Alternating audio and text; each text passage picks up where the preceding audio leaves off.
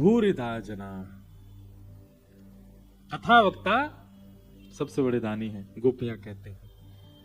गोपियों ने भगवान की गोपी गीत के कल गोपी गीत भी सुनाया हमने महादेव को जाकर के, और ऐसा गोपी गीत सुनाया जैसा गोपी गीत सुनाना चाहिए। 2 पंक्ति गा रहे हैं, फिर दौड़ के जा रहे हैं, फिर महादेव को प्रणाम करके आ रहे हैं, फिर आ रहे हैं, फिर बैठ के फिर गा रहे हैं, फिर जो लोग बैठ के कर रहे थे वो भागे हैं दर्शन करने। मतलब जैसे गोपी गीत एक व्यक्ति, जैसे वो होता है ना पारायण करते हैं, बोले मेरा यहाँ तक हो गया, इससे आगे तुम करो। अब सब दर्शनार्थी हम लोग, कभी कोई जाके दर्शन करके आवे, फिर वो आगे पाठ करे, फिर दूसरे जाके दर्शन करके आवे, ऐसे करके कल गोपी गीत का पाठ। गोपी गीत के मध्य में महादेव बुला रहे थे, आओ हमें प्रणाम करो, हमारा अभिषेक करो। कितना आनंद हो रहा था। अभी सब सत्संगी व्यक्ति ही अनुभव कर सकता है, गैर सत्संगी व्यक्ति को इन सब चीजों से कोई फर्क नहीं पड़ता, बोले उसके लिए तो सामान्य है सब बातें, पर ये आनंद का भाव है। तो महादेव ने बहुत कुछ दिया हमें इस उत्सव में, इस वर्ष के प्रारंभ में। इसके लिए महादेव को और आप सभी काशी वासियों को बहुत बहुत धन्यवाद, बहुत बहुत प्रणाम, बहुत बहुत वंदन करते हैं। हमें जितना सुख काशी में मिला, हम प्रार्थना करेंगे आप सब काशी वासियों को भी ब्रज में खूब सुख मिले, इससे भी ज्यादा मिले। आप सब लोग जब ब्रज आओ तो हम अकेले तो आपकी इतनों की सेवा नहीं कर पाएंगे, पर हमारे जैसे हजारों ठाकुर जी आपके लिए भेज दें, आप सबको कोई पीड़ा नहीं हो, खूब आनंद जैसे हमको हुआ वैसे आप सबको भी ब्रज में आकर के हो। गोपियों ने गोपी गीत गाया। हमारी कथा आज कैसी हो रही है कि हम एक बार तो अपने मन का भाव कहते हैं, फिर कुछ थोड़ी सी कथा कह देते हैं, और कथा विश्राम करने का हमारा बिल्कुल मन नहीं कर रहा है। हमको लग रहा है हम यही कथा अधूरी छोड़ जाएं ताकि पूरी करने फिर आना पड़े। राधिका रानी जी, वृषभानु दुलारी जी, राधिका रानी जी, वृषभानु दुलारी जी, राधिका रानी जी, वृषभानु दुलारी जी, राधिका रानी जी, वृषभानु दुलारी जी। ओ सुन लो अर्ज हमारी हमारी, रहूं ब्रज रज को ब्रज रज को, रहूं ब्रज रज को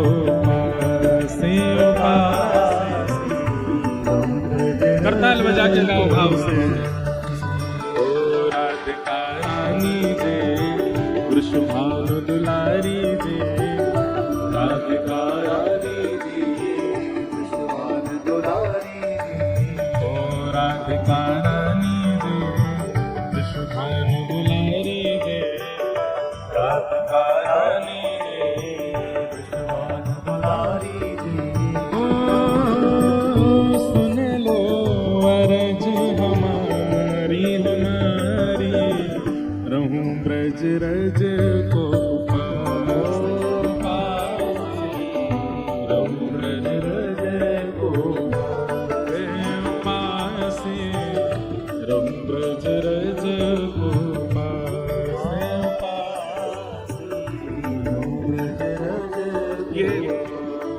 पद हमारे गिरधर लाल जी ने लिखा है, लिखवाया है।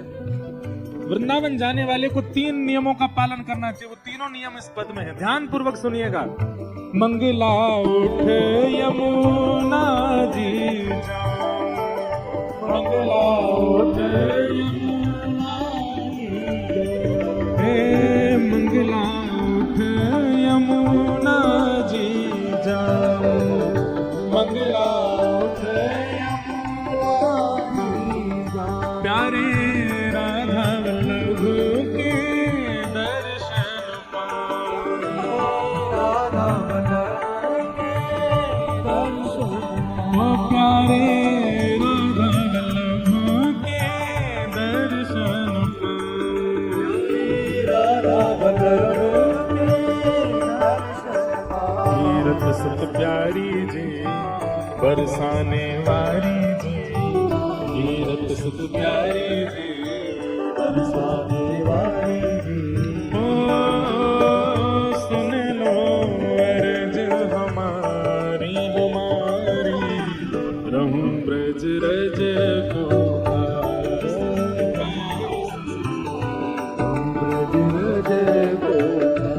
देव पासी रहूं ब्रज रज गोपासी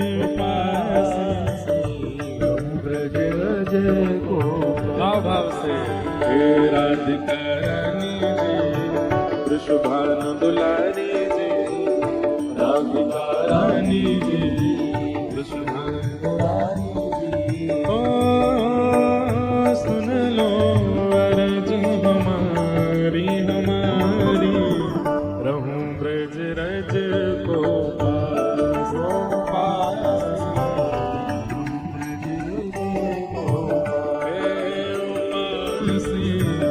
रहूं ब्रज रज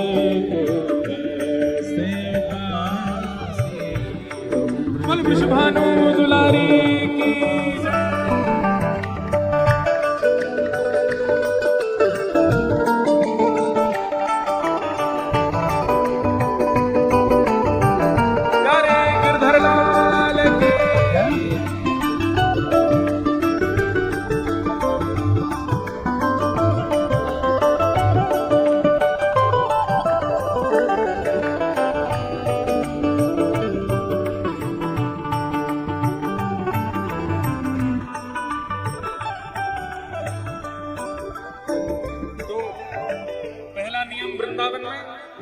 सूर्य उदय से पहले उठना है, यमुना जी जाना है और श्री राधा वल्लभ जी की मंगला करनी है, पहला नियम। दूसरा नियम, होटल में रेस्टोरेंट में कहीं भोजन नहीं करना है, तो फिर कहाँ जाना है? अज्ञात किसी भी ब्रजवासी का गेट खटखटाओ और वो पूछे कौन भैया कहाँ से? बोले काशी से आए हैं, थोड़ी मधुकरी दे दीजिए। मधुकरी कितनी पानी है? अंजलि में जितनी आए केवल उतनी। ब्रजवास लेके मधुकरी पाऊं, ब्रजवास लेके मधुकरी पाऊं, ब्रजवास लेके मधुकरी पाऊं, ब्रजवास लेके मधुकरी पाऊं। ओ प्यारे राधा रमण संग नैनो मिलाऊं, राधा रमण संग ओ प्यारे राधा रमण संग नैनो मिलाऊं, राधा रमण संग महलन वारी जी वृषभानु दुलारी जी, ओ महलन वारी जी वृषभानु दुलारी जी, ऊंचे महलन वारी जी वृषभानु दुलारी जी, ऊंचे महलन वारी जी वृषभानु दुलारी जी। ओ सुन लो अर्ज हमारी हमारी, रहूं ब्रज रज गोपाल, ब्रज रज देव पासे, रहूं ब्रज रज गोपासे, ब्रज रज गोपाल। ओ राधिका रानी जी वृषभानु दुलारी जी, राधिका रानी जी वृषभानु दुलारी जी। ओ सुन लो अर्ज हमारी हमारी, रहूं ब्रज रज गोपाल, ब्रज रज गोपाल, रहूं ब्रज रज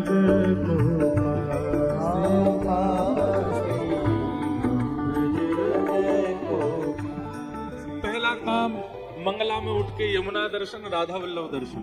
दूसरा काम मधुकरी ब्रजवासियों के घर की और श्री राधा रमण दर्शन। और तीसरा काम या तो ब्रजमंडल में सोहन ही करो या फिर रसिक जनों के आश्रम में जाके उनके आश्रम की थोड़ी सेवा करो। एक दिन के लिए गए तो एक दिन सेवा करो किसी भी आश्रम में जाके। रसिक जनन की सेवा, रसिक जनन की सेवा, ओ रसिक जनन की सेवा, रसिक जनन की सेवा, प्यारे कुंज बिहारी के दर्शन पाऊं,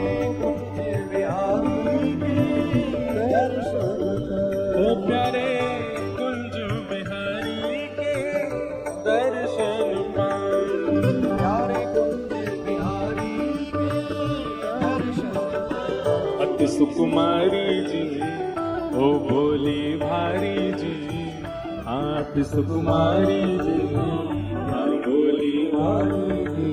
ओ सुन लो अर्ज हमारी हमारी, रहूं ब्रज रज को पासे पासे, ब्रज रज को पासे, रहूं ब्रज रज को पासे पासे, रहूं ब्रज रज को पासे।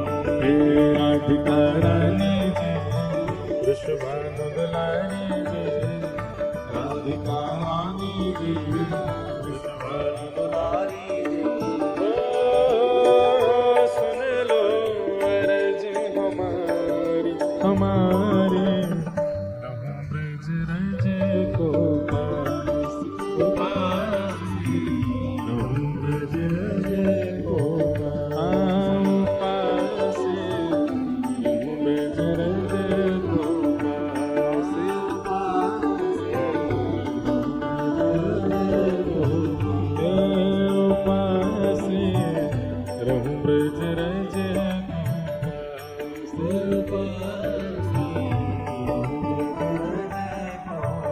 वृंदावन चंद भजो राधे गोविंदा, वृंदावन चंद भजो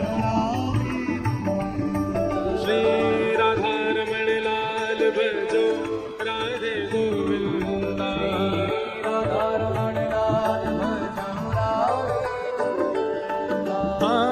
श्री गोपीनाथ भजो राधे गोविंदा, श्री गोपीनाथ भजो राधे गोविंदा, मदन मोहन लाल भजो राधे गोविंदा, मदन मोहन लाल भजो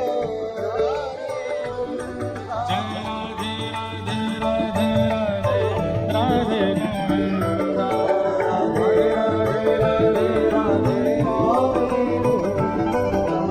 राधे राधे राधे राधे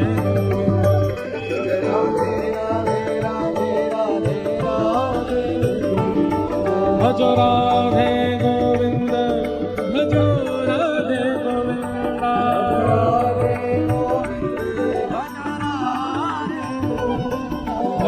राधे गोविंद, भजो राधे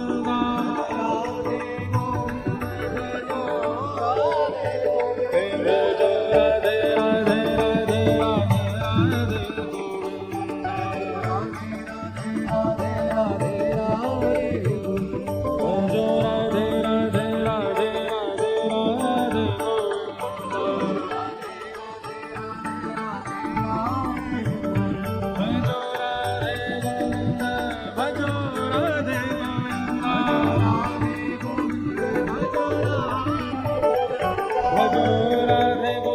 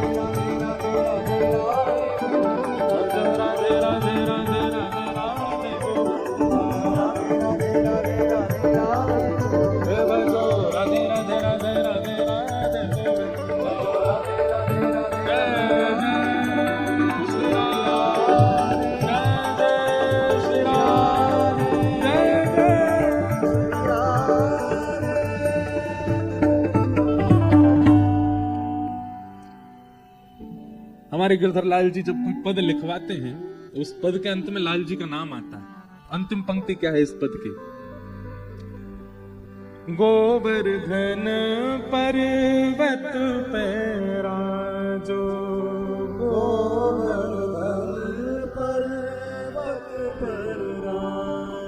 हमने मंगला की, राधा वल्लभ दर्शन किए, मधुकरी पाई, राधा रमण दर्शन किए, रसिकन की सेवा करी, राधा श्री कुंज बिहारी लाल के दर्शन किए। हे श्यामाजू, अब हमारी अंतिम इच्छा है, और ये सबकी तो नहीं पर मैंने अपनी बताई है। गोवर्धन पर्वत पे राजो,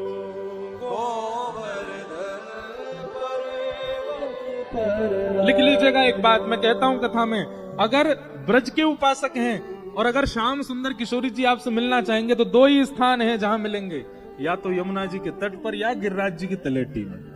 ये दो ही तट हैं, यही मिलेंगे ठाकुर जी। तो कहां मिले? गोवर्धन पर्वत पे राजो,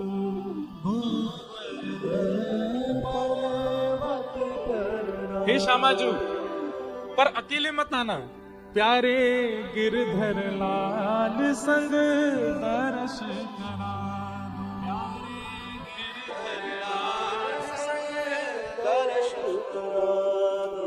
विनती हमारी जी, अर्ज तुम्हारी जी, ओ विनती अर्ज तुम्हारी जी, हाँ विनती हमारी जी, ओ मर्जी तुम्हारी जी, विनती हमारी जी, मर्जी तुम्हारी जी, ओ सुन लो अर्ज हमारी, रहूं ब्रज रज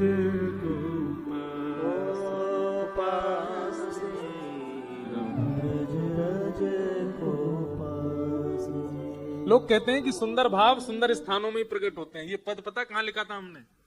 गोवा में। कहां लिखा था? समुद्र के तट पे। ये सब हमारे गंधर्व जनवी संग विराज रहे थे समुद्र के तट पे गोवा में। बाहर जो है ऊधम चल रहा था लोगों का, हम बिल्कुल समुद्र के तट पे ही रुके थे। वो ऊधम देख करके वो फिर भीतर देखे कक्ष में तो लाल जी। मन में यूं लगे कि हे लाल जी यहाँ ब्रज कैसे प्रकट हो। सब रे बैठ गए महाराज घेर के, और बैठे बैठे धुन छिड़ी, इसी में लिखते गए और पूरा ब्रज जैसा ही माहौल हो गया। फिर तो जरूरी नहीं है भाव सबरे काशी में ही प्रकट होंगे, भाव सबरे वृंदावन में ही प्रकट होंगे। आप जहां चाहोगे काशी वहीं आ जाएगी, आप जहां चाहोगे वृंदावन वहीं आ जाएगा। भाव होना चाहिए बस। तो गोपियों ने गोपी गीत गाया, गोपी गीत गा करके श्री ठाकुर जी को प्रकट किया। और प्रकट गीत के पश्चात होने वाला जो रुदन था, रुदुस्वस्वरम राजन कृष्ण दर्शन लालसा। कृष्ण दर्शन की लालसा से जब रुदन हुआ, मैं हर बार कथा में कहा करता हूं कि आप नियोजन कितने करते हैं, व्यवस्थाएं कितनी करते हैं भगवत प्राप्ति के लिए, वो आवश्यक नहीं। आप उत्सुक कितने हो, वो उत्सुकता वो ठाकुर जी का दर्शन कराती है। कई बार जब मैं, अब विशेष रूप से काशी में इस बार हम मिले नहीं किसी से, ना लाल जी मिले, तो एक पीड़ा सी तो हुई चित्त में, क्योंकि जब यहां से जाते हैं लोग बागों के भाव, कईयों के नेत्रों में अश्रुबिंद, कईयों के, हमारे लाल जी बहुत लोगों से बात करते हैं, बहुत लोगों को स्वप्न में अनुभव कराते हैं, बहुत लोगों को कुछ बताते हैं, हमें पता है। और ये बात बिल्कुल सत्य है, हमने अनुभव करके देख लिया है कि हमारे लाल जी बहुतों के साथ में लीला करते हैं, हमें छोड़ के सबके संग आनंद करते हैं। तो इस बार दर्शन लाल जी स्वयं ही आराम में है, क्योंकि अब बहुत व्यस्त हो जाएंगे ना, इसलिए ठाकुर जी, क्योंकि लगातार कथाएं चल रही, बहुत थके भी हैं ठाकुर जी, इसलिए इस बार नहीं मिले हैं। और दूसरी बात, दूसरा जो संकेत लगता है, शायद आपकी व्याकुलता से ठाकुर जी चाहते हैं प्रेम और पुष्ट हो जाए, आपका प्रेम को शुद्ध, पवित्र और पुष्ट। जैसे कि स्रोत निकालते जाओ तो पानी निकालते जाओ तो स्रोत और शुद्ध हो जाता है, ऐसे ही बंधुओं कई बार विरह में निकले हुए अश्रुबिंद देखने वालों को पीड़ा तो लगती है कि अरे इनको दर्शन दे दीजिए, महाराज जी इनसे मिल ही लीजिए, लाल जी से मिलवा ही दीजिए, पर नहीं, वो स्रोत की पवित्रता के लिए अश्रुबिंद का आना, थोड़ा विरह में रहना आवश्यक है। पुष्ट होने के लिए प्रेम में, अगर किसी ने विरह नहीं सहा है तो प्रेम में पुष्ट नहीं हो पाएगा। तो काशी वालों को थोड़ा सा विरह तो दिया है इस बार हमारे लाल जी ने, पर अब का विरह हो सकता है कि अगली बार उत्सव के रूप में परिवर्तित हो। हमारे लाल जी का जो उत्सव नियोजन होता है, पता कैसे होता है? अंतिम दिन जिस दिन उत्सव का विश्राम होगा उस दिन ठाकुर जी के आगे पर्ची डाली जाएंगी 4 स्थानों की। लेकिन अगली साल जो है वो तो ब्रज में ही होगा, ये तो निश्चित है। या तो बरसाना, नंदगांव, वृंदावन, गोवर्धन, 4 में से कहीं होगा। पर अगली साल जो ब्रज में होगा उस ब्रज के 7वें दिन जो पर्ची डाली जाएंगी 4, उनमें से काशी का नाम भी होगा। तो हो सकता है कि लाल जी की इच्छा हुई। हमारे काशी के कई वैष्णव तो ऐसे हैं, अभी रामेश्वरम में जिन्होंने कथा कराई वो भी हमारे हैं। एक यहाँ 3 दिवसीय भगवत भजन 3 दिन का और हुआ था, एक क्रम 3-4 दिन का, वृंदावन रसामृत। वे सब बोले महाराज जी हम तो 4 पर्चीन में ही काशी लिख देंगे। ये सब बोले और कोई का नाम ही नहीं आने देंगे, 4 काशी। तो अब मेरा भी एक मन तो होता है कि हम तीर्थों में ही करते हैं लाल जी का उत्सव, काशी तो प्रधानमंत्री तीर्थों की।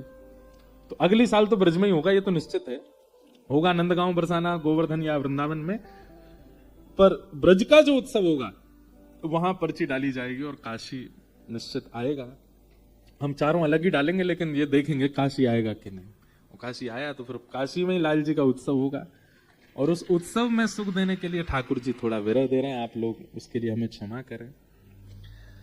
भगवान प्रकट हुए, किससे प्रकट हुए? गीत से नहीं, गीत के बाद होने वाले विरह से प्रकट हुए। वास्तव में बंधुओं कथा जो है ये गीत है। आज विश्राम के बाद जो विरह होगा ना, वही विरह ठाकुर जी की याद दिलाएगा। विशेष 7 दिन नहीं होते कथा के, 9 दिन नहीं होते राम कथा के, विशेष होते उस कथा के विश्रांति के बाद का क्षण। उसमें कथा आप पर क्या प्रभाव डाल रही है, आपकी मन बुद्धि चित्त किस प्रकार का व्यवहार कर रहे हैं, उस समय कथा में सुनी हुई बातें आपको सजग सचल रूप से आपके जीवन में दृष्टिगोचर हो रही हैं कि नहीं, ये विशेष बात है। कथा में तो सब लोग भक्त हो जाते हैं, कथा के बाद जो विपरीत समय आता है उसमें भक्त होके दिखाओ तो बड़ी बात। तो गीत के बाद जब रुदन हुआ तो रुदन सुनकर के ठाकुर जी प्रकट हो गए। ताशामाविर्भूत सौरी स्मयमाय मुखाम्बुज पीतांबर धर रघुवीर साक्षान मन्मथ। ठाकुर जी प्रकट हो गए, पीतांबरी पहन करके ठाकुर जी प्रकट हुए। सब गोपियों ने ठाकुर जी को पकड़ लिया। बहुत चर्चा हुई ठाकुर जी की गोपियों के बीच में। भगवान बोले हम तो आपकी परीक्षा ले रहे थे, आप सबके प्रेम का भाव देख रहे थे। ठाकुर जी बोले अब महारास हो। और जितनी गोपी हैं उतने कृष्ण प्रकट हो गए और अब महारास हुआ। महारास हुआ, देवादिदेव महादेव शंकर भगवान दौड़े वृंदावन की ओर, महाराज कर रहे हैं ठाकुर जी हम यहाँ कैसे बैठे रहे। जैसे ही पहुंचे गोपियों ने द्वार रोक दिया। कहां जा रहे हैं बाबा? भीतर। बोले ठाकुर जी रास कर रहे हैं, हम रास कर में आए लाल जी के संग। गोपियां बोली भीतर केवल एक ही पुरुष जा सकते हैं और वो है योगेश्वर कृष्ण, उनके अलावा किसी भी पुरुष का प्रवेश निषेध है। महादेव बोले तो फिर हम क्या करें? बोले अब वो आप जानो, ठाकुर जी जाने, कैसे जाओगे? भीतर तो केवल गोपियां और ठाकुर जी हैं, आप नहीं जा सकते। अब देखो हमारी ब्रज की कई कथाएं ऐसी हैं, उन कथाओं के अनुसार यदि आप सुनेंगे तो कई भाव अलग पुष्ट होंगे। ललिता जी को दया आ गई महादेव पर। महादेव देवों के देव हैं, महादेव हैं। तो हमारी श्री ललिता जी बाहर आई। किशोरी जी ने भेजा ललिता जी को, जाओ और जाकर के महादेव को युक्त करो, योग्य बनाओ। ललिता जी बोली क्या महादेव योग्य नहीं? बोले योग्य हैं, पर एक योग्यता होती है कि भीतर योग्यता है पर बाहर सबको दिख नहीं रही है। महादेव वैसे वाले योग्य हैं, भीतर से योग्य हैं पर बाहर दिख नहीं रहा है इन गोपियों को। अब ऐसी योग्यता प्रकट करो कि बाहर दिखे। वो प्रेम जो महादेव के भीतर विराजमान है वो बाहर आवरण के रूप में आवे, तभी प्रवेश मिलेगा महाराज में। तब ललिता जी गई और महादेव को यमुना तट पर बिठा करके श्री ललिता जी ने प्रेम प्रसंग सुनाया, ठाकुर जी की निकुंज लीला सुनाई। और उस निकुंज लीला को सुनते सुनते सुनते सुनते महादेव के नेत्र बंद हो गए, रोम रोम आनंदित हो गया, नेत्रों से अश्रु प्रवाह। ये देखो शाम, ये देखो शाम, यही तो है मेरे जीवन प्राण। जहां देख रहे हैं महादेव वहीं श्याम सुंदर दिखने लगे। तमाल वृक्ष को दौड़ करके जाकर के महादेव ने हृदय से लगा दिया, यही तो श्याम सुंदर है। किसी भी श्याम वर्ण की वस्तु को देखते हैं उसकी तरफ दौड़ते हैं, श्याम सुंदर कह करके। किसी भी पीत वर्ण की वस्तु को देखते हैं तो पीतांबरी मान करके दौड़ते हैं उसकी तरफ। कई पुष्पों को देखते हैं तो गले की माल समझ के दौड़ते हैं उसकी तरफ। सब जग कृष्णमय दिखने लगा महादेव को। मतलब भीतर जो प्रेम था अब वो बाहर प्रकट हो गया। इसी को गोपी भाव कहते हैं। ये देखो शान, वो देखो शान, यही तो है मेरे जीवन का। सब जगह कृष्णमय हो गया। मैं देखूं जिस ओर सखीरी, सामने मेरे सांवरिया। सब जगह कृष्ण। यहां कहते हैं कि महाराज जब हुआ तो एक से अनेक कृष्ण हो गए। नहीं, कृष्ण तो एक ही है, पर गोपियों को सब जगह कृष्ण दिखने लगे। कई गोपियां तो वृक्षों को ही कृष्ण मान करके उनके साथ रास कर रही हैं। कई गोपियां तो यमुना जी को ही कृष्ण मान करके बार बार यमुना जी को हृदय से लगा रही हैं। प्रेम की वह अवस्था है जिसका वर्णन व्यास मंच से भी संभव नहीं है। महादेव जब बिल्कुल गोपी भाव में परिणत हो गए, जित देखूं उतित कृष्णमयी है, तब महादेव ने अपना कमंडल उठाया, माते भिक्षाम देही। और महादेव जब भी कमंडल उठा के भिक्षा मांगते हैं तुरंत अन्नपूर्णा प्रकट हो जाती हैं कमंडल भरने के लिए। आज अन्नपूर्णा वृंदावन में प्रकट हो गई। बोला अन्नपूर्णा माई की। और जैसे ही महादेव का कमंडल भरने लगी, महादेव कमंडल पीछे कर, आज अन्न की भिक्षा नहीं चाहिए। अन्नपूर्णा मैया बोली तो फिर श्रृंगार की भिक्षा दो। आपका जो श्रृंगार है अन्नपूर्णा जी, वह श्रृंगार मुझे दीजिए। तब यमुना तट पर श्री ललिता जी ने और श्री अन्नपूर्णा माई ने महादेव का श्रृंगार किया। जो जटा सदा बंधी रहती हैं, जिन जटाओं में पूरा ब्रह्मांड बना रहता, आज उनको मुक्त कर दिया है। यमुना के जल से धो करके केश बिल्कुल सुनहरे रंगीन महादेव के ऐसे प्रकट कर दिए हैं। जो सदा भस्म रमाए रहते थे, आज महादेव को यमुना जल से स्नान करके सुंदर आंखन में काजर लगायो है, होठन में लालीमा लगाई है, गले में सुंदर नवलखा के हार पहनाए हैं, सर्प बिच्छू आदि सबंध के जाओ अपने नानी घर घूम के आओ कुछ दिन, पूरे दिन चढ़े रहो महादेव के ऊपर। आज गोपी बने रहे महादेव। कानन में कुंडल पहनाए हैं, गले में नवलखा के हार पहनाए हैं। सुंदर जो माताएं पहनती हैं, मैं भूल जाता हूं रोज क्या बोलते हैं इसको, जो नीचे पहनती हैं, नहीं लहंगा। हाँ, लहंगा जैसा पहनाया, सुंदर चुनरी डारी गले में, काजर आंखन में लगायो। और इनके तो दो आंखन में काजल लगे, महादेव के तो दो यहाँ, तीसरो यहाँ। अरे आप लोग हंसो नहीं, दर्शन करो, कितने सुंदर लग रहे हैं महादेव। कभी जाके देखो हमारे गोपेश्वर महादेव को, कितने प्यारे लगते हैं। सब गोपी फीकी लगती है उनके आगे। मूछन में इत्र लगायो, मूछ वाली गोपी हैं। हाथन में कड़ूला पहने हैं, बाजूबंद पहने हैं, पैरन में सुंदर पायल धारण करी है, चुनरी ओढ़ करके महादेव ने पैरन में महावर लगाई, हाथन में मेहंदी लगाई है, बिल्कुल गोपी स्वरूप धारण कर लिया। बोल गोपेश्वर महादेव की हर।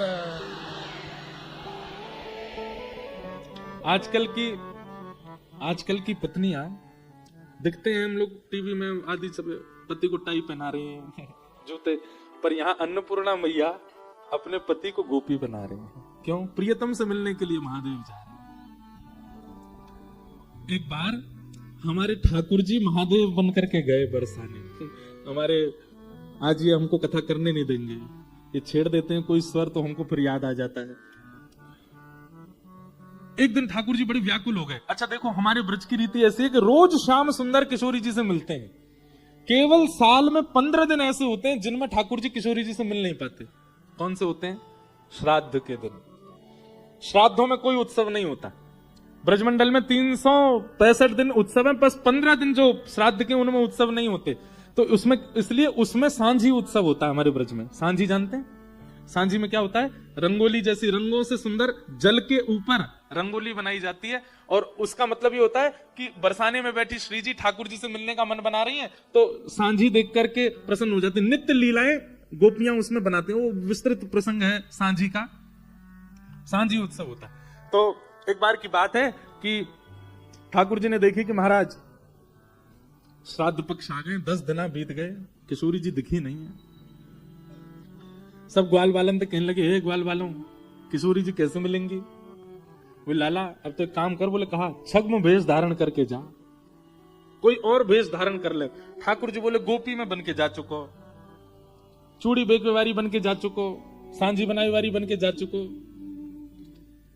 अब तो बरसाने वाले इनको इतना शक है कि नंदगाम तो कोई भी छोरी आवे तो वो ये टटोल के देखे कहीं श्याम सुंदर तो नहीं, चोरी बन के ही आवे। मधुमंगल बोलो लाला एक काम ऐसा क्या? बोले कहा हमारे नंदगाम में एक बाबा बैठो है, कहा नाम को? नंदीश्वर महादेव। बोले नंदीश्वर बैठो है, यदि लाला तू जोगी बन के जाएगा कोई नहीं पहचाने। और सब रे ग्वाल बाल लेकर के नंदीश्वर महादेव के पास ठाकुर जी को ले गए और वहां जाकर के ठाकुर जी का श्रृंगार किया। जोगी रंग भी नाया, अच्छा श्रृंगी नाद बन जाया, जोगी रंग भी नाया, अच्छा श्रृंगी नाद बजाया। हमारे ब्रज के परम रसिक महापुरुष हुए श्री मल्लुकदास जी महाराज, उनका ये भाव है कि ठाकुर जी जोगी बनकर के बरसाने दर्शन करवे जा रहे हैं। जोगी रंग भी नाया, अच्छा श्रृंगी नाद बजाया, जोगी रंग भी नाया, अच्छा श्रृंगी नाद बजाया। हम केवल भाव सुना सुना के गा देते हैं। मोतिन लर अलख गंगा, मानु जटा जूट में गंगा हो, मोतीलर अलख गंगा, मानु जटा जूट में गंगा। किशोरी जी से मिलने जा रहे हैं ठाकुर जी। मधुमंगल बोलो लाला तेरे लंबे लंबे घुंघराले केश हैं, इनकी जटा बनानी पड़ेगी। बोले कैसे जटा बनाओगे? सोई कहा क्यों महाराज? दही लेके आए और दही मैंने गोबर मिलायो और गोबर मिला के लाल जी के केशन की जटा बनाई। जटा बना करके महाराज बिल्कुल मध्य में जैसे महादेव की जटा ऐसे ठाकुर जी की जटा बना दी लाल जी के। लाल जी बोले हमने कथा में सुनी है ये महादेव की जटा में तो गंगा निकले, मेरी कैसे निकलेगी? तो वर्णन कर रहे मोतिन लर अलक गंगा, एक पतले पतले मोतियों की माला लेकर के आए और वो माला तोड़ के नेक भीतर घुसा दी और नेक भीतर से ऐसे बाहर निकाल दे सब ग्वालन ने। तो मोती की लर निकल रही है। सब मधुमंगल से लाला देख कैसी गंगा निकल रही है, आहा दूर से देख के ऐसा लग रहा महादेवी आ रहे का। ठाकुर जी बोले ऊपर को तो श्रृंगार है और करो। तब ललाट में चंदन बिंदा, मानो किए भूषण इंदा हो, ललाट में चंदन बिंदा, मानो किए भूषण इंदा। ऐसा ऐसा चंदन लगाया मधुमंगल सीतामा तनसुका मनसुका धनसुका कि मानो ऐसा लग रहा है कि चंद्रमा ऊपर से उतर के माथे पे आ गए, यही चंद्रमा धारण कर रखो। मानो किए भूषण इंदा, इंदा माने चंद्रमा। जोगी रंग भी नाया, अच्छा श्रृंगी नाद बन जाया। किशोरी जी से मिलने के लिए हमारे ब्रज के लाला महादेव का रूप धारण कर रहे हैं। और अंग अंग भूषण बाजे, मानो सुर डमरू बाजे हो, अंग अंग भूषण बाजे, मानो सुर डमरू बाजे। हमारे मल्लुकदास जी महाराज कहते हैं, बोले ठाकुर जी छद्म भेष धारण करते हैं तो नंद भवन से जो पोशाक पहनी है उसको उतारते नहीं है। क्यों? छद्म भेष का मतलब क्या है? किशोरी जी के दर्शन करते तुरंत उतार के सबरे नंद भवन भागनो है। तो यहाँ हमारी भीतर नंद भवन के आभूषण और नंद भवन की पोशाक पहन रखी है। आभूषणों से ठाकुर जी की ध्वनि आती है, पर आभूषण के ऊपर अगर कपड़ा रख दो तो ध्वनि जो है उसकी जो कांस होती है वो कम हो जाती है। ठाकुर जी ने जितने आभूषण पहने उनके ऊपर जब महादेव की तरह बागंबर आदि पूरा सब लपेटा है, तो जो अंदर के आभूषण है चलते समय उनकी तीखी आवाज तो आ नहीं रही है, वो ढम ढम ढम आवाज आ रही है, तो ऐसा लग रहा मानो डमरू बजाते हुए चल रहे हैं। ठाकुर जी को सर्वांगीण श्रृंगार है क्या? मधुमंगल बोलो लाला एक चिंता की बात है। बोले कहा?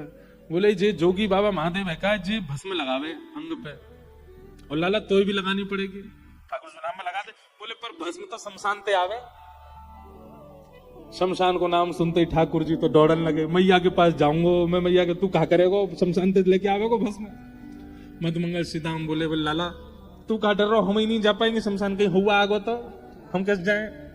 ठाकुर जी बोले अब श्रृंगार कैसे होगा मेरो। कितना सुंदर वर्णन श्री मलुकदास जी कर रहे हैं कि मधुमंगल श्रीदामा तनसुका मनसुका धनसुका सब सखाओं ने मलियागिरी चंदन लगाया ठाकुर जी के अंग पर श्री जी से मिलने की जो ज्वाला ठाकुर जी के हृदय में, जो व्याकुलता, जो विरह ठाकुर जी के हृदय में है, उस विरह की अग्नि से मलियागिरी चंदन जल करके भस्म बन गया। मलियागिरी चंदन ब्राजे मानो सुंदर भस्म ब्राजे हो, मलियागिरी चंदन ब्राजे मानो सुंदर भस्म ब्राजे। तीव्र उत्कंठा श्री जी से मिलने की ठाकुर जी के चित्त में जो है, उस उत्कंठा, उस विरह अग्नि से जो चंदन अंग पे लगा वही भस्म बन गया जल करके। ठाकुर जी जोगी बन गए। छोटा सा त्रिशूल ला के दे दिया। अच्छा त्रिशूल भी कैसा पता, कई कई वृक्षों की जो टहनियां होती हैं उनमें 3-3 टहनी निकल आती हैं, उन्हीं के पत्ता वत्ता तोड़ ताड़ के टेढ़ो मेढ़ो से त्रिशूल दे दिया। ठाकुर जी ले जा लाला, लग रहा बढ़िया जोगी। ठाकुर जी छोटे से जोगी बन करके बरसाने जा रहे हैं। मधुमंगल सीताराम कह लाला विजयी भव, जीत के आइयो, श्री जी तो मिल के आइयो। ठाकुर जी पहुंच गए बरसाने, और बरसाने जाते महाराज डमरू बजा रहे, अलोक निरंजन। बड़ी बड़ी गोपी नेक्स्ट से जोगी, और सब गोपी आके कहें अरे जोगी बाबा कौन सी मैया ने वन में छोड़ दियो तो छोटे से हैं। ठाकुर जी कह रहे हैं अपमान मत करे, भस्म कर दूंगा तो है।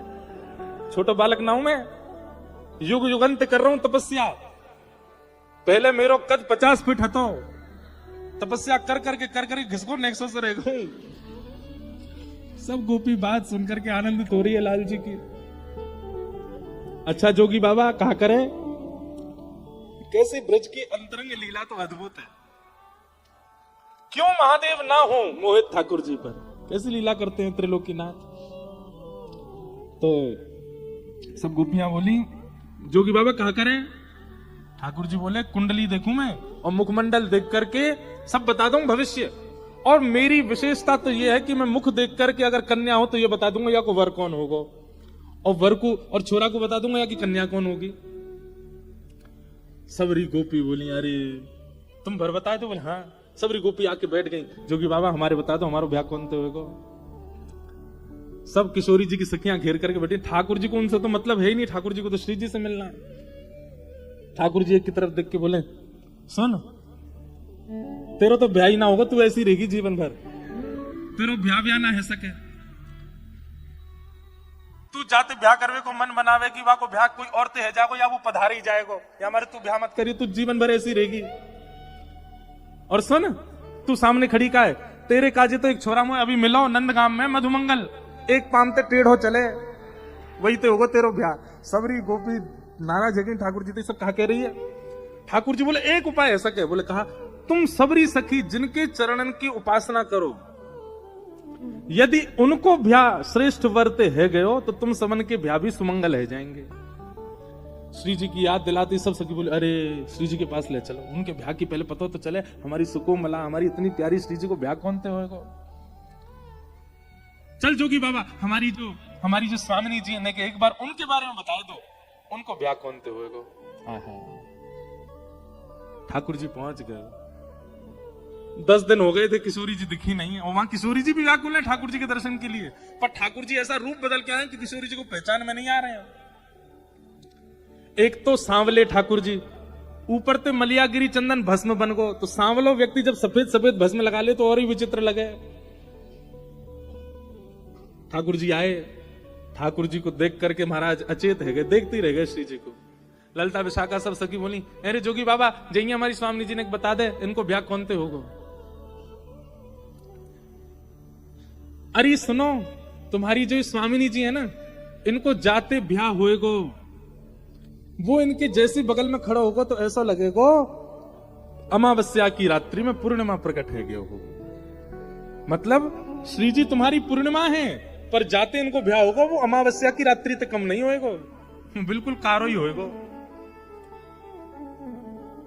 सब सखी बोली हम सब जाननी है तेरे मन की बात, तू कौन के काजे अंकित कर रहा हो? बोले मैं अंकित ना कर रहा हूं, मैं वास्तविकता कह रहा हूं। और इनके बगल में जो खड़ा होएगो, खड़े रहती इनकी उपमा भर जाए, समझ रही हूं भाई, तो इनको ब्याह होएगो।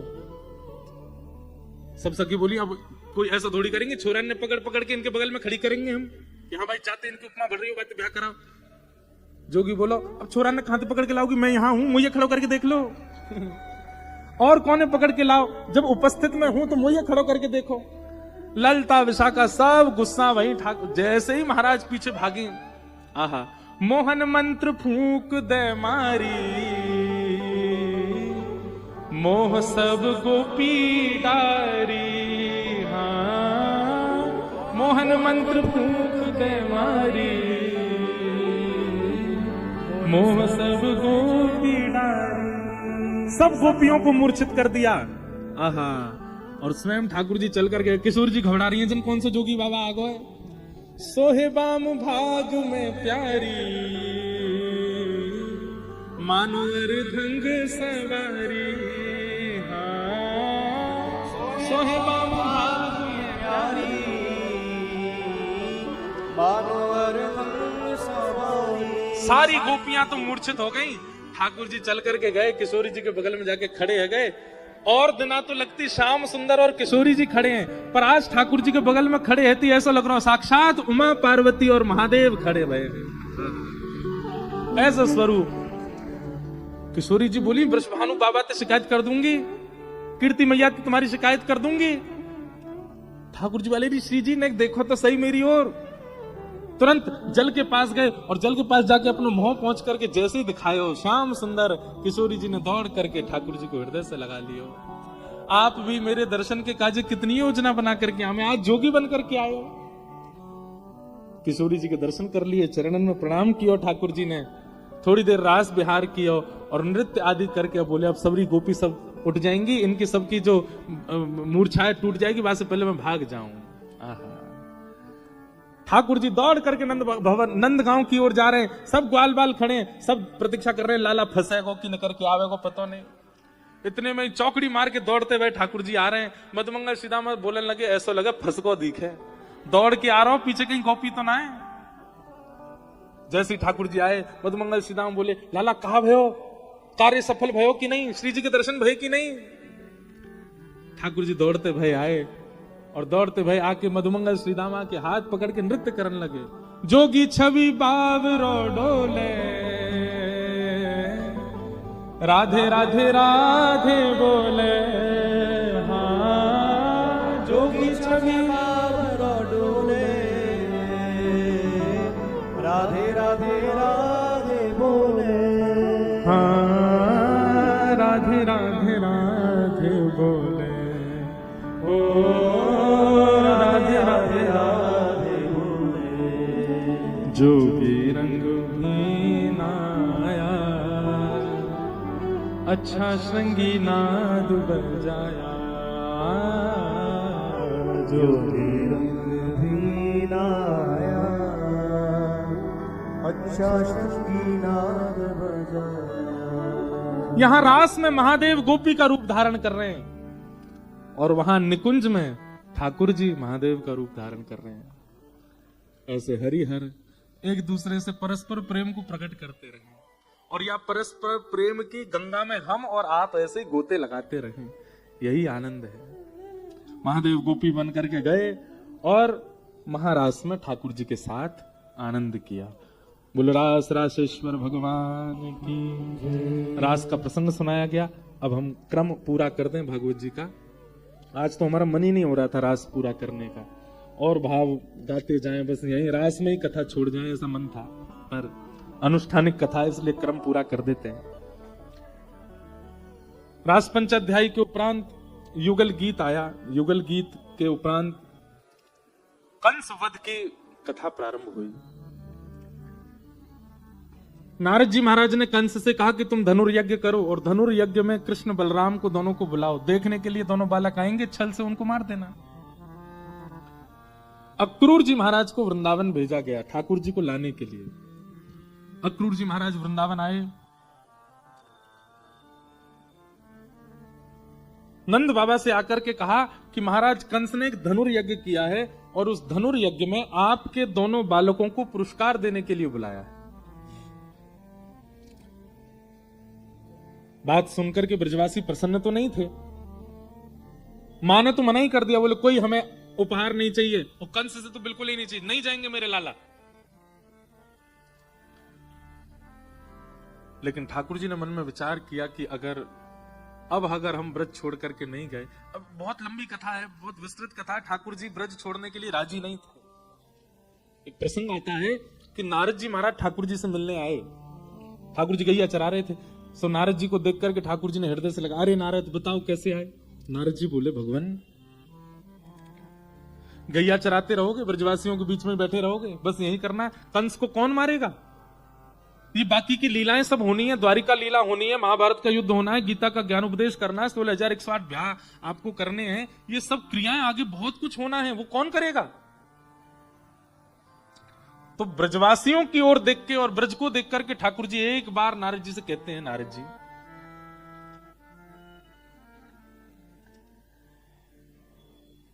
कोई और परमात्मा नहीं बन सकता, कुछ ऐसी योजना बनाओ ना, तुम सब लोग मिलके 33 कोटि देवता मिलके महादेव से बात करो, ब्रह्मा जी से बात करो, सब लोग कुछ मिलके योजना बनाओ कि वैकुंठ पति किसी और को बना दो, ब्रह्मांड का नायक, ब्रह्मांड का जगत नियंता, जगदाधार परमात्मा किसी और को घोषित कर दो। मैं ब्रज नहीं छोड़ पा रहा। नारद जी बात सुनकर के कहते हैं, पहले तो ब्रह्मा को शक हुआ था आप पे कि आप परमात्मा हो कि नहीं, फिर इंद्र को शक हुआ था, आज मुझे भी हो रहा है कि आप सच में परमात्मा। जो निराकार है, जो निर्गुण है, जो निरीह है, जिससे पूरी सृष्टि है, आज वो खुद मोह में पड़ गया ब्रजवासियों के। ठाकुर जी स्वीकार करते हैं, बोले मोह में नहीं पड़ा हूं, प्रेम में पड़ गया। नारद,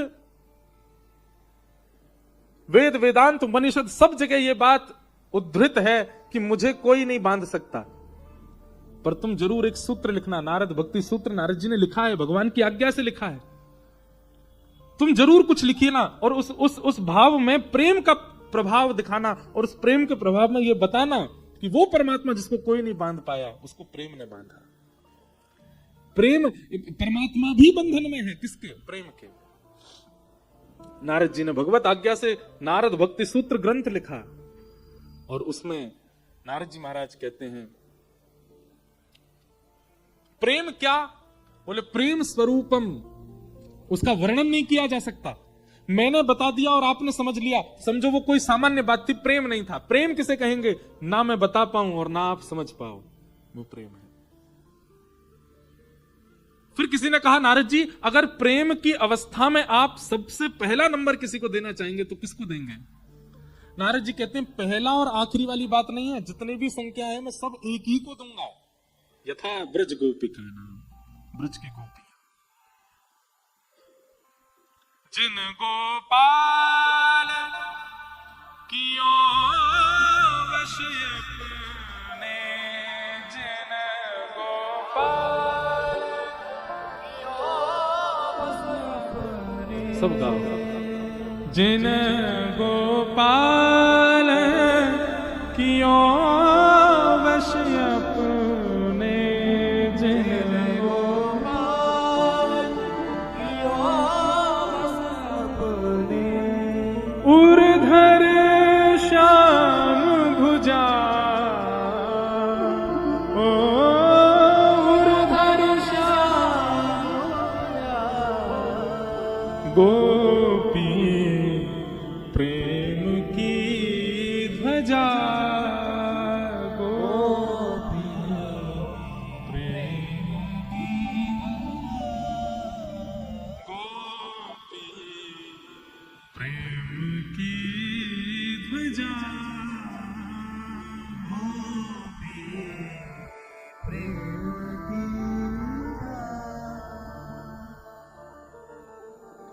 नारद जी कहते हैं, मैंने आज पहली बार पर ब्रह्म को बंधन में देखा।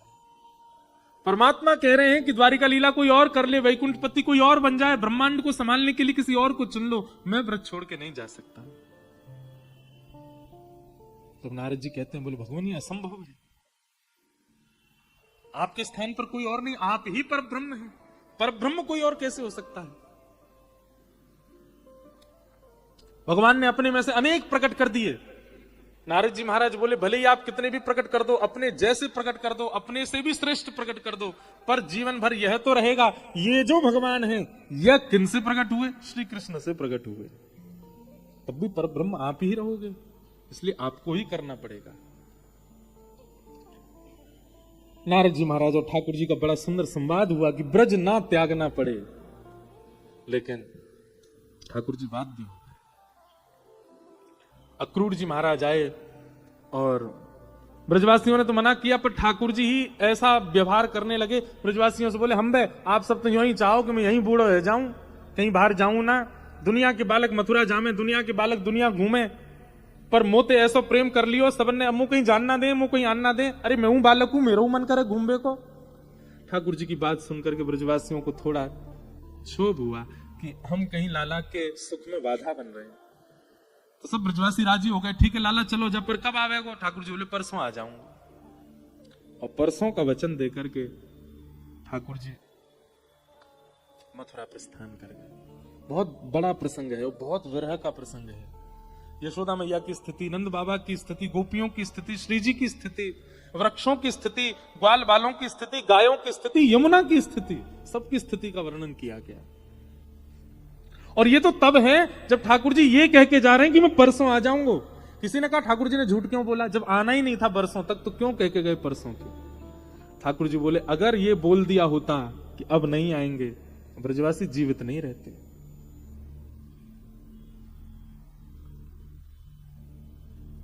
परसों की बात कह करके रथ में बैठ करके ठाकुर जी जाने लगे।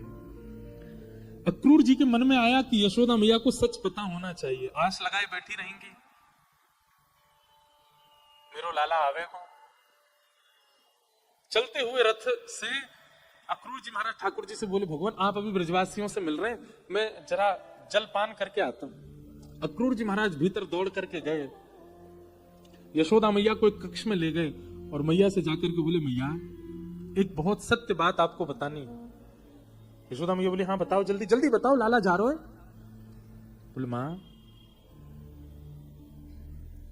आज से 11 वर्ष 56 दिन पहले भादों के महीने अर्धरात्रि में कंस के कारागृह में वसुदेव और देवकी ने एक बालक को जन्म दिया था। यशोदा मैया बोली, हाँ वो सबको पता है, अष्टभुजी देवी जन्म हुई थी और कंस के सिर पर पाद प्रहार करके आकाश में चली गई थी, वही तो। अक्रूर जी बोले, नहीं, आपका जो पुत्र कृष्ण है यही है देवकी और वसुदेव का पुत्र। और जो अष्टभुजी देवी कंस के पाद प्रहार करके ऊपर गई वो आपकी कन्या थी। कंस से अपने बालक की रक्षा करने के लिए वसुदेव जी अर्धरात्रि में आए और आपके बगल में अपना पुत्र सवा के आपकी बालिका ले जाकर के वहां दे दी। मां ये आपका पुत्र नहीं है, ये देवकी का पुत्र है। और मैं ये बात इसलिए बता रहा हूं कि अब ये लौट करके नहीं आएंगे। मां लोग मेरे पर आक्षेप उठा सकते हैं कि मैंने यशोदा जी को यह बात क्यों बता दी, मुझे नहीं बतानी चाहिए थी। एक मां को इतना पीड़ा देने का मुझको कोई अधिकार नहीं, पर वह भी तो मां है जो कारागृह में 11 वर्षों से बंद है। मैं रोज उस मां के दर्शन करता हूं, रोज पूछती है मेरा कन्हैया कैसा दिखता है, मेरे लाला के नेत्र कैसे हैं, मेरे लाला के केश कैसे हैं। अरे कारागृह में जो खिड़की है ना, वहीं खड़े होकर के और वृंदावन से आने वाले लोगों को इशारा करके आवाज लगा के बुलाती है और कहती है, कहां से आ रहे हो? वृंदावन से आ रहे हैं। बोले, वृंदावन में नंद जी को लाला देखो आपने? और वहीं खड़ी खड़ी अटारी से सुनती है कृष्ण लीला। उस मां का भी तो विरह है। मां वो भी तो प्रतीक्षा कर रही है अपने पुत्र की। इसलिए मैं आपको बता रहा हूं, कृष्ण अब लौट करके नहीं आएंगे। यशोदा मैया का तो रक्त ठंडा पड़ गया। थोड़ी देर के लिए स्तब्ध हो गई। ये स्वीकार कैसे किया जा सकता है? ये विश्वास की बात ही नहीं है, ये सुन ही नहीं सकती है यशोदा मैया। अक्रूर जी कहकर के चले गए। यशोदा मैया ने जैसे तैसे संभाला, सब बाहर हैं, कोई नहीं है मां के पास। मां दौड़ी दौड़ी बाहर आई, रथ जा रहा है, पूरी लीला घूमने लगी, कैसे चलना सिखाया, कैसे बोलना सिखाया, कैसे उठना बैठना, अपने हृदय से लगा करके मणि के भांति घूमती हैं। और आज पता चला कि वो आपका पुत्र नहीं है। यशोदा मैया दौड़ने लगी रथ के पीछे। लाला रुक जा, कन्हैया नेक रुक जा, अरे मेरे कन्हैया नेक रुक जा। ठाकुर जी ने जैसे यशोदा मैया की आवाज सुनी, चलते हुए रथ से कूद पड़े ठाकुर जी। कूद करके दौड़ करके गए और यशोदा मैया को अंक से भर लिया। बोले मैया तू काहे को परेशान है रही है, मैं आ जाऊंगा परसों। यशोदा मैया हंस रही है, नेत्रों से अविरल अश्रुधार गिर रहे हैं। अपने लाला के माथे को स्पर्श करती है, कानों को स्पर्श करती है, आंख छू रही है, नाक छू रही है, सारे अंगों का स्पर्श। क्यों? ताकि स्पर्श मेरी त्वचा को याद रहे, क्योंकि अब लाला आएगा नहीं लौट करके। एक एक अंग को यशोदा मैया छू रही हैं और सर्वांगीण अंग को स्पर्श करते हुए जैसे ही चरणों को छूने लगी, ठाकुर जी बैठ गए वहीं। मैया के हाथ पकड़ लिए। मैया जी कहा कर रही है तू, मेरे चरणन को काहे को छू रही है? दंडवत करने लगे ठाकुर जी। मैया ने लाला को उठाया, हृदय से लगा के बोले लाला मुझको तो आज एक बात पता चली, इतने वर्षन से जाको हृदय से लगा के घूम रही हूं, वो मेरो लाला नहीं है, तू तो देवकी को लाला है। ठाकुर जी ने जैसे ही सुना कि यशोदा मैया को ये बात पता चली, ठाकुर जी भी स्तब्ध हो गए।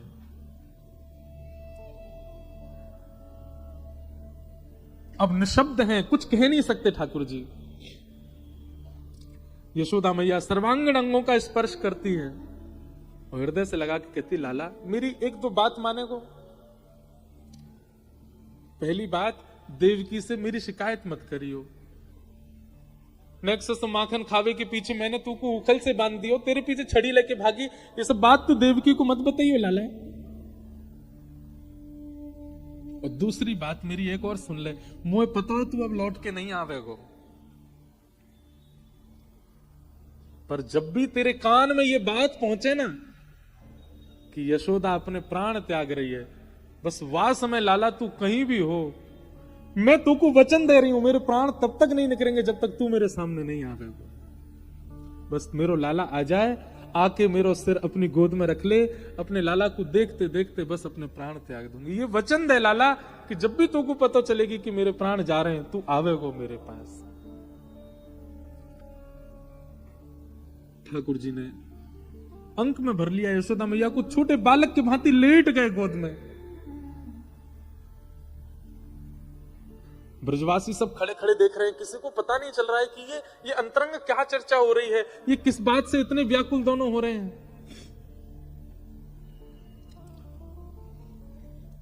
यशोदा मैया ने आज्ञा की लाला जा।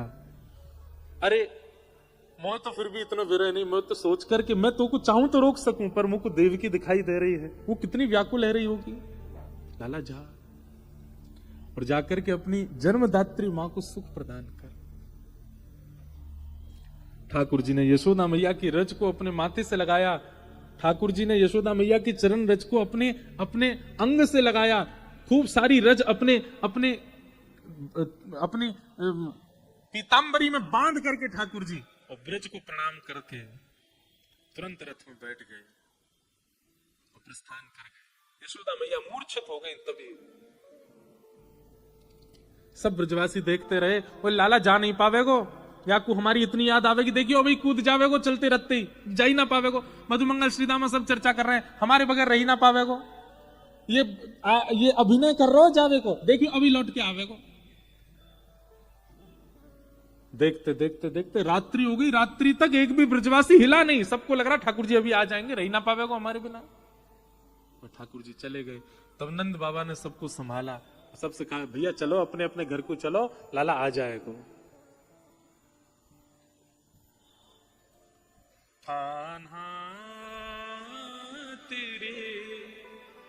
जोहत रहेगी माँ, जोहत रहेगी माँ। हर दिन ब्रजवासी जाते हैं और मथुरा के द्वार पर, मथुरा के रास्ते पर जाके बैठ जाते हैं और शाम तक प्रतीक्षा करते हैं। और शाम को जाकर के यशोदा मैया से कहते हैं, मैया तेरो लाला आज नहीं आयो, परसों की कह के गए हो भैया, परसों है गए, आयो तो आयो ही नहीं है। वरह व्याकुल ब्रजवासी। ठाकुर जी मथुरा गए। बहुत अद्भुत प्रसंग है बंधु। यहां प्रेम प्रेम दिखता है। अब अंतरंग कई बातें हैं, वो अवकाश नहीं है, नहीं तो मैं कहूं ठाकुर जी किस रूप से वृंदावन में ही छुप गए हैं। सब भाव कहने का मन तो है पर समय नहीं। ठाकुर जी मथुरा गए। मथुरा जाकर के कंस का वध किया। कंस वध के बाद भगवान ने उग्रसेन राजा बनाए मथुरा के। ठाकुर जी स्वयं कभी राजा नहीं बने। द्वारिका का और मथुरा का दोनों का राजा उग्रसेन को ही बनाया। सांदीपनी गुरुकुल पढ़ने के लिए भगवान उज्जैन आए, अवंतिका, और उज्जैन आकर के भगवान ने सांदीपनी उपाध्याय जी से शिक्षा ग्रहण की। वहीं भगवान को एक सखा मिले जिनका नाम है सुदामा। श्रीदामा बचपन के सखा है, सुदामा ये भगवान के गुरुकुल के सखा है। भगवान को श्रीदामा सखा मिले। ठाकुर जी लौट करके फिर वापस मथुरा अध्ययन पूरा करके आए। मथुरा के राजकुमार ठाकुर जी हैं। ब्रज की बहुत याद आती है ठाकुर जी को। ठाकुर जी एक दिन रो रहे थे। नंद बाबा ने उद्धव जी को भेजा, तुम जाके लाला को शांत करो। उद्धव जी महाराज ठाकुर जी के पास गए।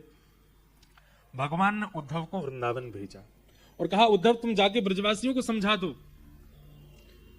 प्रेम में परस्पर पीड़ा होती है। बहुत ध्यान से सुनिएगा। यदि आपको असहनीय पीड़ा हो रही है तो इसका मतलब है कि आपका प्रेमी भी पीड़ित है। अगर आपको वृंदावन के दर्शन की, ठाकुर जी के दर्शन की असह्य उत्कंठा हो रही है तो इसका मतलब ठाकुर जी को उत्कंठा है आपसे मिलने की। आपके चित्त में नहीं आ सकती उत्कंठा। ठाकुर जी चाह रहे हैं आपसे मिलना, इसीलिए आप व्याकुल हो रहे हो। नहीं तो मंदिरों के प्रति, दर्शन के प्रति, ब्रज के प्रति, कथा के प्रति इतनी व्याकुलता नहीं होती। पर अथाह व्याकुलता होने लग जाए तो समझ जाना कि ठाकुर जी व्याकुल है आपके लिए। ठाकुर जी ने उद्धव को बुला करके कहा, ये सब ब्रजवासी मुझे बहुत याद करते हैं, इसीलिए मुझे भी इनकी याद आती है। उद्धव तुम जाओ और ब्रजवासियों को मेरा समाचार सुना करके आओ। उद्धव मेरी मैया से जा कहियो, उद्धव मेरी मैया से जा कहियो, तेरो लाला दुख पावे, मेरी मैया से जा कहियो, मेरी मैया से। हमारे ब्रज के रसिकों के बड़े भाव हैं। उद्धव जी से कहा, उद्धव तुम ब्रज जाओ और वृंदावन जाकर के सब ब्रजवासियों को मेरी सुध दे के आओ। उद्धव जी महाराज बोले, बृहस्पति का शिष्य हूं मैं, मेरी वाणी सुनकर के देवता स्तब्ध हो जाते हैं, तो ये तो अनपढ़ गंवार ब्रजवासी, गोबर थापने वाले, गैया चराने वाले अनपढ़ ब्रजवासी, इनके सामने ऐसा ऐसा वेद कहूंगा, ऐसा वेद कहूंगा, सब सुनकर के आपको भूल जाएंगे, पर ब्रह्म की उपासना में लग जाएंगे। उद्धव बोले, ज्यादा कठिन मत बोलना, बस सीधे है ब्रजवासी, सरल भाषा बोलना। भगवान ने अपना मोर पिच उद्धव के मुकुट में लगा दिया, कारी कमली उतार के पहना दी। जाओ उद्धव। जाते जाते भगवान बोले, उद्धव कब आओगे लौट के? भगवान उद्धव जी बोले, कितने ब्रजवासी होंगे? 1,00,000 2,00,000 ब्रजवासी हैं, शाम तक आ जाऊंगा, ये कोई बड़ी बात नहीं मेरे लिए। भगवान बोले, थोड़ा अहम शून्य होकर के जाना उद्धव, ब्रजवासी हैं वो। उद्धव जी महाराज ब्रज गए। 6 महीना बाद लौट करके आए। कितने महीना? और 6 महीना में स्थिति ये हो गई कि केश जटा बन गए उद्धव जी के, मुख काला पड़ गया उद्धव जी का, नेत्रों से अविरल अश्रुधार गिरती है उद्धव जी के। गए थे राजकीय वस्त्रों में, लौट करके आए तो चीर में आए थे, सारे वस्त्र चीर हो गए उद्धव जी के। क्यों? ऐसा प्रेम का पाठ पढ़ाया ब्रजवासियों ने, ऐसा प्रेम प्रकट किया ब्रज की ब्रजांगना गोपियों ने। एक बात कहें, कथा पूरे विश्व से सुन लीजिएगा, पर उद्धव गोपी संवाद तो किसी ब्रजवासी से सुनो। ब्रज की लीला तो ब्रजवासी ही सुना सकता है। हमारे पूज्य पिताजी महाराज उद्धव गोपी संवाद जब बोलते हैं ना, ऐसा लगता है कि साक्षात उद्धव सामने खड़ा है और ब्रज की गोपियां, श्री किशोरी जी, राधा रानी, और वहां केवल उद्धव संवाद में किशोरी जी की वाणी है, जिसको हम कहते हैं भ्रमर गीत। मधुपकितव बंधो मास्पृशांग्रिम सपत्न्या कुछ विलुलित माला कुंकुमश्मश्रुभिर्न बहतु मधुपतिस्तन मानिनी नाम प्रसादम यदु सदसि विडम्यं यस्य दूतस्त्वमिद्रक। एक भौरे को केंद्र मान करके उद्धव को सुना रही है हमारी श्यामा जी, इसीलिए यहां लिखा है गोपी उवाच, एक गोपी बोल रही है। और वो एक गोपी कौन है? पूज्य रमन रेती वाले महाराज जी कहते हैं, ठाकुर जी को कितव यानी कि कपटी, ये शब्द है कितव, ये बोलने की सामर्थ्य और किसी में है ही नहीं, ये तो एक ही बोल सकती है। इसको व्याज स्तुति कहते हैं। अब ये बहुत विस्तृत प्रसंग है, सब इनको सबको स्पर्श भी नहीं कर पाऊंगा मैं, इतना अद्भुत भाव, और कहीं चले गए तो हमारी फ्लाइट छूट जाएगी। काशी वाले तो चाह रहे हैं छूट जाए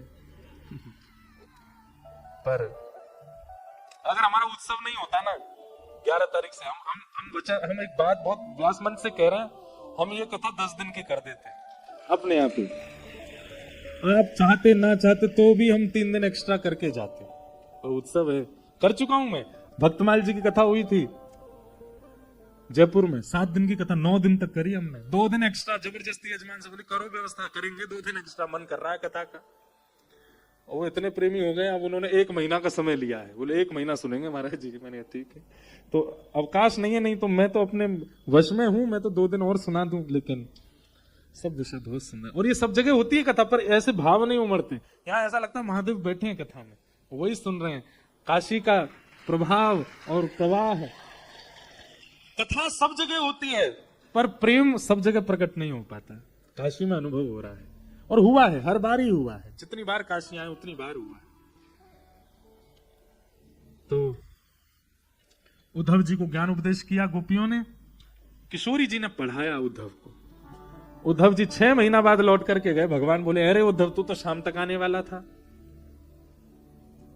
उद्धव जी महाराज ठाकुर जी से जाके विनती पता है क्या करते हैं? बोले, आप मुझे अगर कुछ देना चाहते हो, आशा महो चरण रेणुज श्याम हम श्याम वृंदावने किमपि गुल मलतौषधीना। हे नाथ, अगर मुझे आप कुछ देना चाहते तो एक वरदान दे दीजिए। क्या? द्वारिका का आधिपत्य, मथुरा का आधिपत्य, वैकुंठ का आधिपत्य किसी और को सौंप के मेरे संग में और आप दोनों वृंदावन चले और सदा वृंदावन रहे। हमें कहीं नहीं जाना नाथ, सब छोड़ दीजिए। ये मथुरा आपके लायक नहीं है, आगे वाली द्वारिका आपके लायक नहीं है, महाभारत आपके लायक नहीं है, आपके लायक केवल ब्रजवासी हैं। उनका प्रेम आपके अधिकार का है नाथ, वहीं चल दो ना, सब छोड़ दो, चलो मेरे साथ, में ले जाने आया हूं आपको। भगवान ने गाढ़ आलिंगन किया उद्धव का। बोले, उद्धव आज मैं कह रहा हूं, सब जगह निधियों का वर्णन किया ना भगवान ने, मासों में ये मैं हूं, दैत्यों में प्रहलाद में हूं, पुष्पों में ये मैं हूं, ग्रंथों में ये मैं हूं। भगवान कहते हैं यदुवंशियों में उद्धव मैं ही हूं, ये मेरा ही रूप है, मुझ में और उद्धव में कोई भेद नहीं। भगवान बोले, उद्धव तुझे पता मैंने क्यों भेजा था ब्रज? क्यों? बोले, अब परसों मथुरा पर चढ़ाई होने वाली है, जरासंध चढ़ाई करेगा, और उसकी चढ़ाई के बाद हमें मथुरा छोड़ के जाना पड़ेगा। तो मेरे मन में बस यही था कि आगे की यात्रा पर मैं जाऊंगा, मेरे साथ चलता फिरता ब्रज हो, और वो तू बन चुका है। अब तेरे अंदर ब्रज समाज तो हो गया।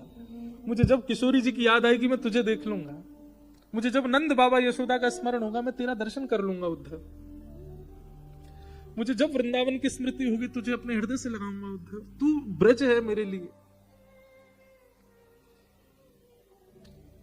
मैं एक बात कहता हूं बंधुओं, सबका प्रेम गाया गया व्यास मंच से। मीरा का प्रेम सबने सुना, किशोरी जी का प्रेम सबने सुना, ब्रजवासियों का, गोपियों का प्रेम सबने सुना, पर कृष्ण का प्रेम कोई नहीं जानता। हमारे ठाकुर जी कितने प्रेम करते हैं ब्रज से। रुक्मिणी जी कहती है द्वारिका में ठाकुर जी 100 वर्ष से अधिक रहे, पर 100 वर्ष तक ठाकुर जी केवल एक ही करवट से सोते हैं। एक दिन रुक्मिणी जी बोली मैंने देखा आप एक ही जगह करवट लेके सोते हो, पीछे आप सहज क्यों नहीं सोते? सोते समय तो व्यक्ति सब जगह करवटें लेता है, आप एक ही जगह करवट क्यों लेते हैं? ठाकुर जी बोले रुक्मिणी इस तरफ करवट लेता हूं क्योंकि सामने तुम हो, पीछे करवट इसलिए नहीं लेता क्योंकि उस दिशा में वृंदावन है, कहीं उस दिशा की तरफ मैंने करवट ले ली तो मैं विरह सह नहीं पाऊंगा। ठाकुर जी जब चलते भी है ना तो दिशा पूछ करके चलते हैं कि उस दिशा में ना चलूं जिस दिशा में वृंदावन है, क्योंकि मैं रोक नहीं पाऊंगा स्वयं को। उद्धव अब तू मेरे योग्य बन गया, अब मेरे को ये विश्वास, एक सांत्वना मेरे चित्त में रहेगी, मेरे साथ मेरा हाथ पकड़ के ब्रज खड़ा है।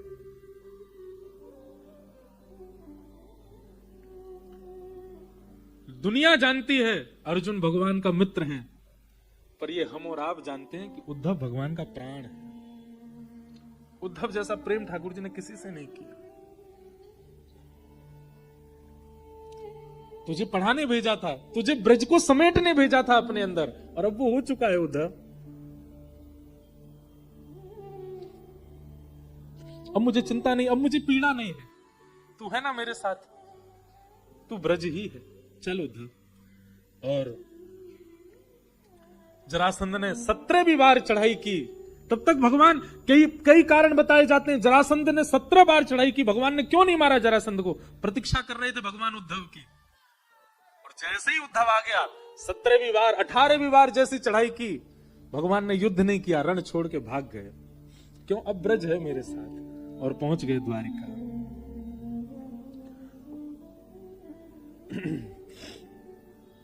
प्रतीक्षा कर रहे थे ठाकुर जी उद्धव की, उद्धव आ जाए उसके बाद हम जाएंगे, ब्रज आ जाए साथ में।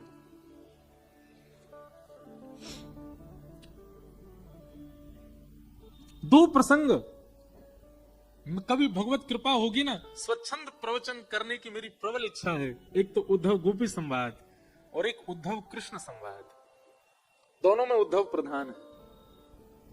वहां उद्धव गोपी संवाद में किशोरी जी और उद्धव का वार्ता है, और उद्धव कृष्ण संवाद में ठाकुर जी और उद्धव की वार्ता अद्भुत है। पर उस स्थिति तक पहुंचने के लिए पहले आपको अनेक सप्ताह सुननी पड़ेंगी, अनेक कथाओं का श्रवण करना पड़ेगा उस स्थिति को श्रवण के योग्य बनने के लिए। और मुझे भी बहुत कथाएं कहनी पड़ेंगी, तभी उस भाव में हम जा सकते हैं।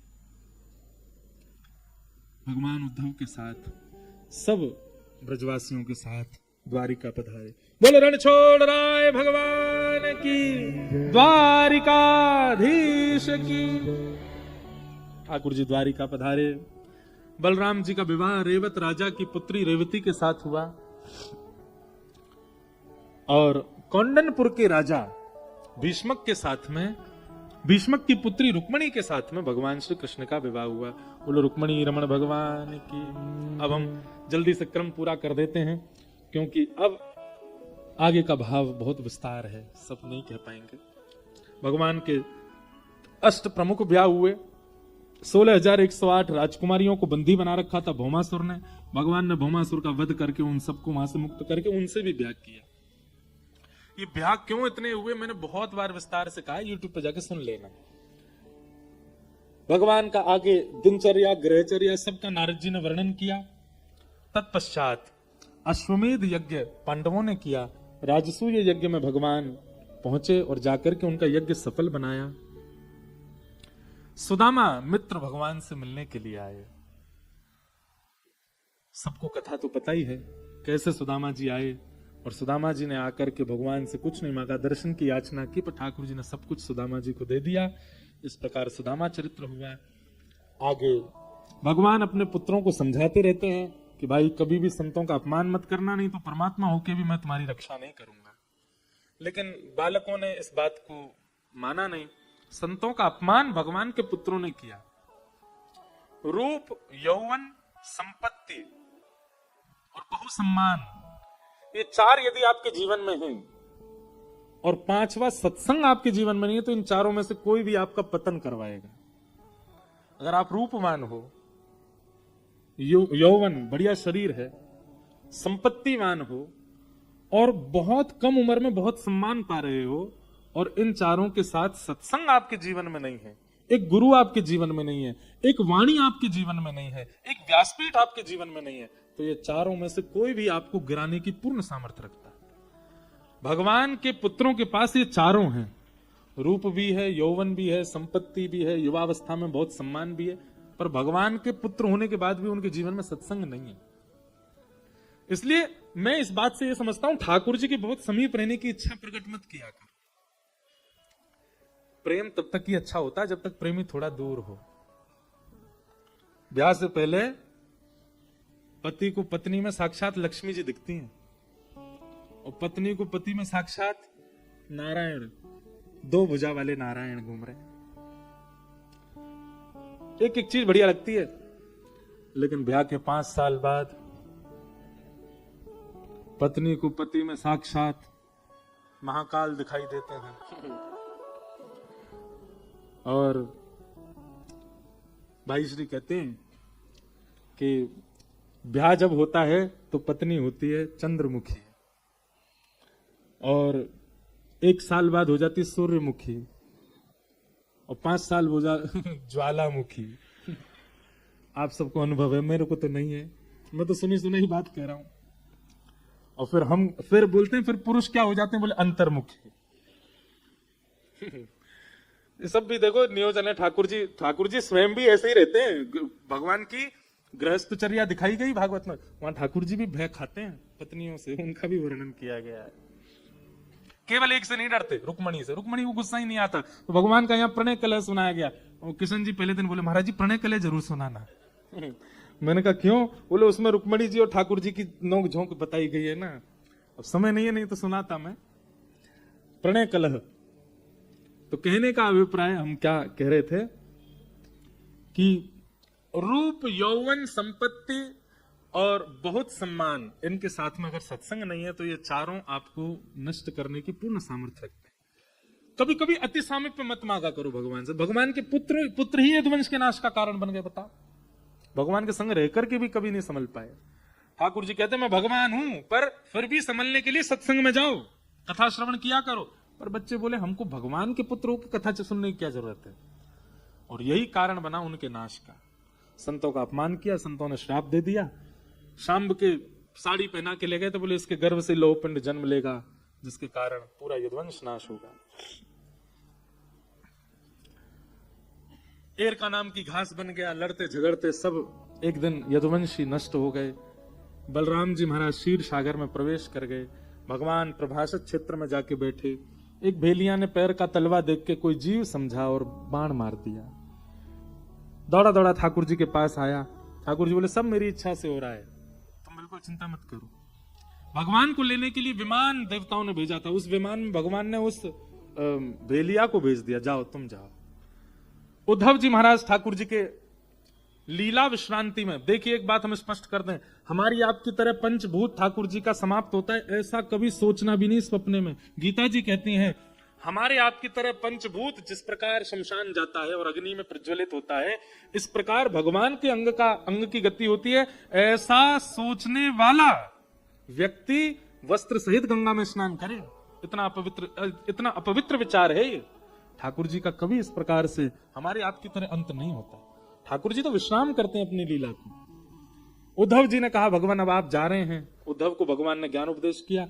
उद्धव जी ने कहा भगवान आप जा रहे हैं, आपके बाद हम वैष्णव आपका यदि आश्रय करना चाहें तो हमें कहां जाना चाहिए। भगवान बोले उद्धव मेरी ओर देखो। और ठाकुर जी एक दिव्य ज्योति के रूप में प्रकट होकर 7 बार आकाश में भ्रमण किए और तिरोधाय प्रविष्टोयम श्रीमद् भागवतार्णवम, श्रीमद् भागवत में विराजमान ठाकुर जी हो गए। उद्धव को कहा उद्धव, सुखदेव जी के द्वारा सुनाई गई परीक्षित को भागवत की जो कथा है ये मेरा ही स्वरूप है, ये मेरा ही अंग है, ये मेरा ही भाव है। आप किसी ग्रंथ पोथी किताब महापुराण को सुनने नहीं आए हैं, आप साक्षात कृष्ण को सुनने के लिए आए हैं, ऐसी भाव रखिए। उद्धव जी महाराज बद्रिकाश्रम चले गए और अर्जुन ने जाकर के सारा समाचार पांडवों को सुनाया। पांडवों ने परीक्षित को राजा बना दिया, स्वयं स्वर्गारोहण को चले गए। परीक्षित ने कलयुग को बांधा, एक ऋषि का अपमान किया जिसके कारण 7 दिन में मरने का श्राप लगा। आज 7वां दिन है। परीक्षित सामने बैठे हैं। सुखदेव जी कहते हैं, परीक्षित, तुमने 7 दिन में कथा श्रवण की, अब थोड़ी देर में तक्षक सर्प आएगा और तुम्हें डसेगा। मैं तुमसे पूछना चाहता हूं, क्या तुम्हारी मृत्यु होगी? परीक्षित कहते हैं, भगवान, मृत्यु देह की होती है, आत्मा की नहीं। और कथा देह को मुक्त नहीं करता, आत्मा को मुक्त करता। आपने कथा के द्वारा मुझे मुक्त कर दिया है। अब इस देह हमें क्यों मिला है? अवसर। देह मिलना, मानव बनना एक प्रकार का अवसर है। किस चीज का अवसर? संसार चक्र से मुक्त होने का अवसर। हमने आपको कुछ धन किस लिए दिए? ताकि आप अपने संकट से निकल चलो, एक अवसर दिया है। ऐसे ही ठाकुर जी ने हमको देह दिए, आंख दिए, नाक, कान, जीव का, ये सब कुछ दिया। अपने इस जीव चक्र से तुम मुक्त हो जाओ और मुक्त होकर के सदा के लिए मेरे निवृत्त निकुंज में मेरी प्राप्ति कर लो। कथा वही कराती है।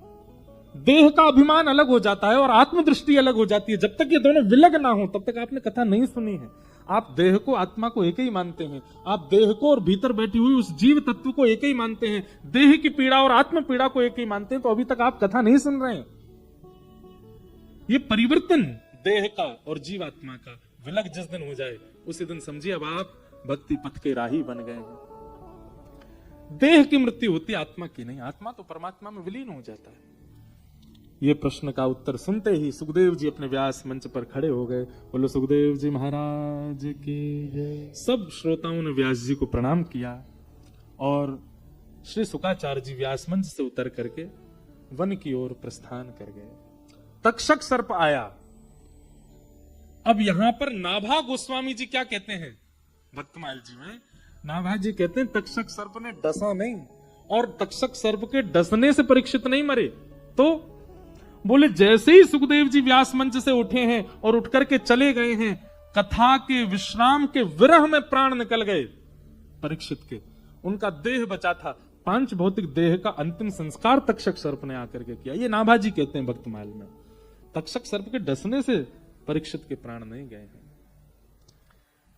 इस प्रकार श्री शुकाचार्य जी के वचन सुनकर के परीक्षित ने अपने जीवन का कल्याण किया। एक दिव्य विमान आया और श्री परीक्षित जी की दिव्य चेतना उसमें विराजमान हो गई और भगवत धाम को प्रस्थान करने लगे। बोलो भागवत महापुराण की, काशी विश्वनाथ भगवान की, गंगा मैया की, बिंदु माधव भगवान की, सब संतन की, सब भक्तन की, संकट मोचन हनुमान जी महाराज की जय। जय श्री राम, जय जय श्री राम, जय जय श्री राम। नमः पार्वती पतये, हर हर महादेव।